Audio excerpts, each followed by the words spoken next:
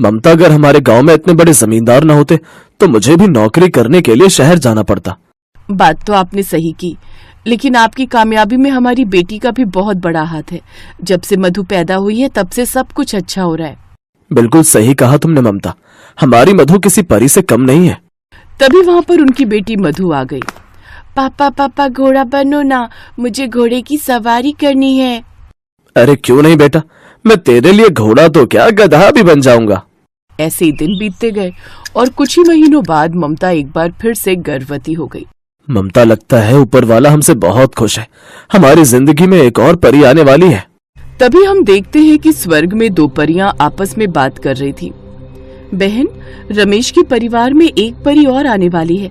ये बात तो पूरी तरह से सच है, लेकिन क्या ये लोग उस परी को पहचान पाएंगे? ये रमेश के परिवार के लिए एक परीक्षा है। बिल्कुल सही कहा बहन। अब देखते हैं ये अपने होने वाली बेटी को पहचान भी पाते हैं या नहीं। ऐसे ही 9 महीने बीत गए। एक दिन अचानक ममता के पेट में बहुत जोर से दर्द होने लगा। मधु के पापा, मेरे पेट में बहुत दर्द हो रहा है।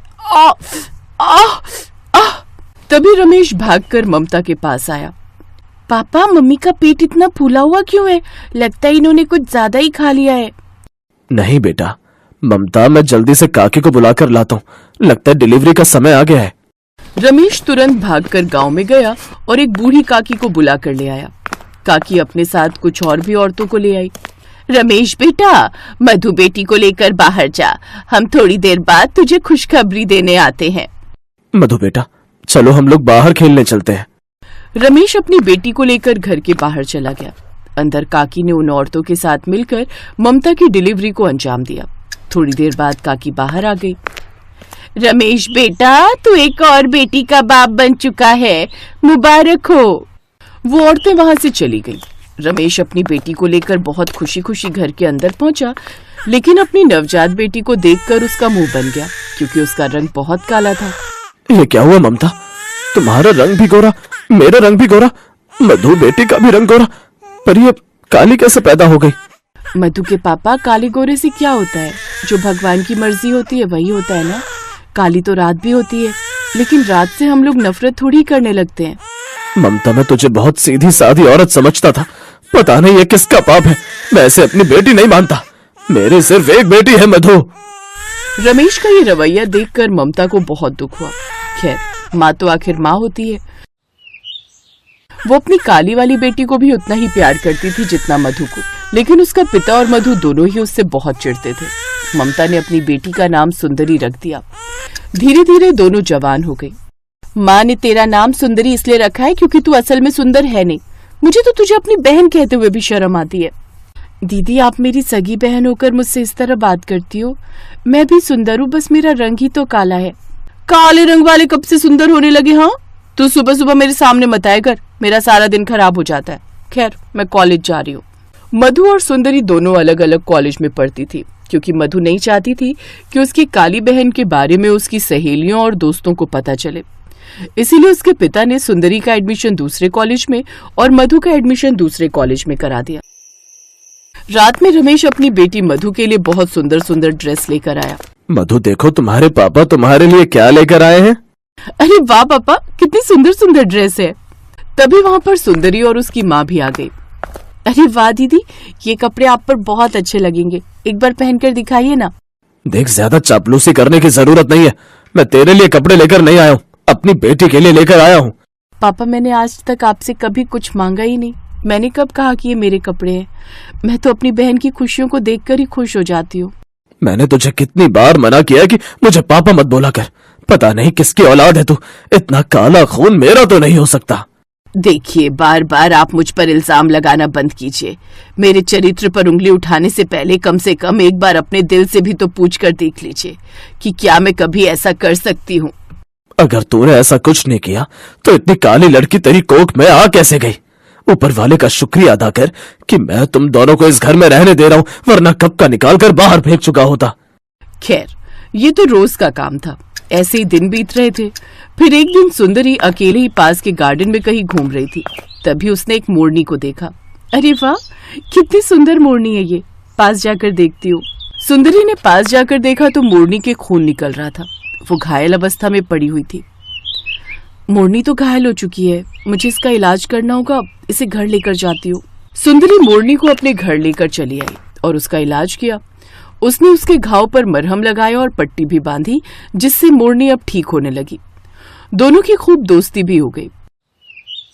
एक दिन मोरनी ने सुंदरी से कहा, सुंदरी, तुम ऊपर से तो खुश रहती हो, लेकिन तुम्हारे अंदर मुझसे भी गहरे जख्म हैं। तुम मेरी दोस्त हो, मुझे बता सकती हो।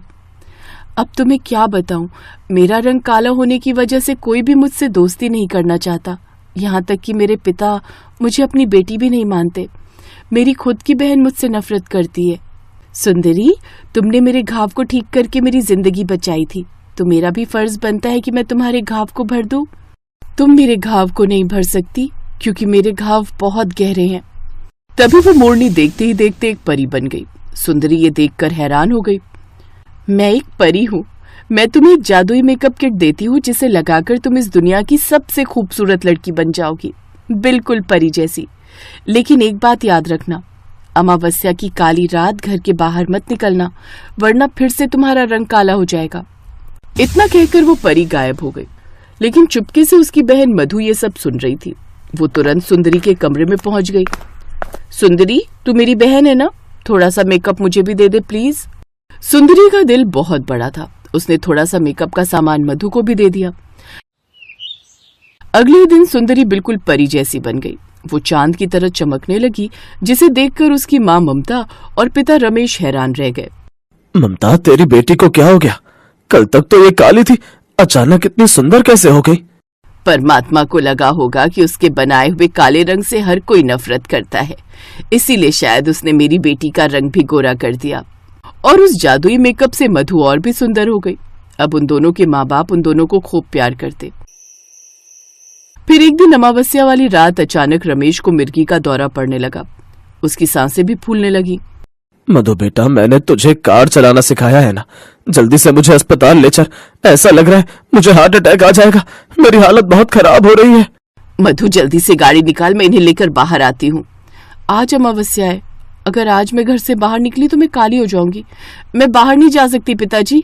कोई बात नहीं, मेरी माँ ने मुझे भी कार चलाना सिखाया है, मैं पिताजी को अस्पताल लेकर चलूंगी। चलो माँ।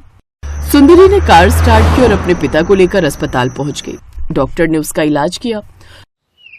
सुबह तक वो पूरी तरह ठीक हो गया, लेकिन जब सुबह उसकी नींद खुली तब उसने देखा कि सुंदरी एक बार फिर से काली हो चुकी थी। उसकी माँ भी वहां पर खड़ी थी। ये तुम्हें क्या हो गया? कल तक तो तुम बिल्कुल गोरी हो गई थी, फिर से काली कैसे हो गई? सुंदरी ने परी वाली सारी बात अपने पिता को बता दी। अब रमेश की आंखों में पश्चाताप के आंसू थे। इसका मतलब सिर्फ काली हो जाने के डर से मधु मुझे अस्पताल तक लेकर नहीं आई। तभी वहां पर परी प्रकट हो गई। वो परी मैं ही हूँ। रमेश और ममता, परमात्मा ने जानबूझकर आपकी दूसरी संतान काली पैदा की थी, क्योंकि वो जानना चाहते थे कि आप लोग ऊपर ऊपर से ही अच्छे हो या दिल से भी अच्छे हो। लेकिन रमेश, तुम दिल से अच्छे नहीं थे। तुम्हारे अंदर काले और गोरे के बीच का भेदभाव पता नहीं किसने डाल दिया था। तुमने अपनी ही पत्नी पर शक किया, खुद की बेटी को बेटी मानने से इनकार कर दिया। आज से सुंदरी बिल्कुल गोरी हो जाएगी, वहीं मधु और तुम अपना पूरा जीवन काले रंग के साथ बिताओगे। अब रमेश और मधु काले हो गए। तब उन्हें अपनी गलती का एहसास हुआ, लेकिन अब सभी लोग खुशी खुशी रहने लगे।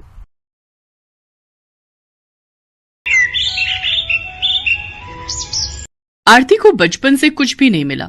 उसे ना ही किसी का प्यार मिला और ना ही कोई खिलौने, क्योंकि वो काली थी।